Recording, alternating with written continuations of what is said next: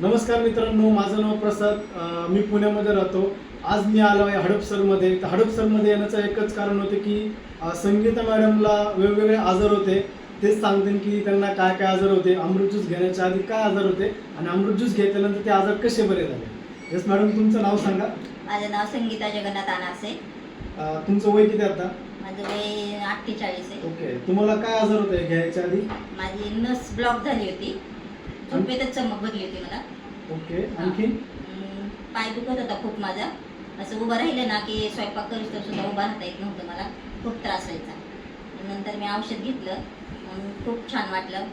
Continue चालू केलं. Yes मित्रांनो, बघू शकता की त्यांची नस दबली होती, पाय दुखत होते आणि मॅडम हा आजार किती वर्षापासून होता? 5-6 वर्ष झालं मला. 5-6 वर्षापूर्वीचा आजार मॅडमचा बरा झालेला आहे. आणि मॅडम आता सांगणार आहे की नक्की काय केलं पाहिजे. मॅडम काय वाटतं? खूप छान औषध आहे हे, कारण सर्वांनी घ्यावं घरोघरी. मॅडमचं एकच म्हणणं आहे की सगळ्यांनी हे घेतलंच पाहिजे. सो ठीक आहे, मॅडमचा उद्देश खूप चांगला आहे. तर नक्कीच आपण भेटूया नेक्स्ट व्हिडिओमध्ये. आणि कधी कोणाला कोणताही जर आजार असेल तर नक्कीच संपर्क साधा.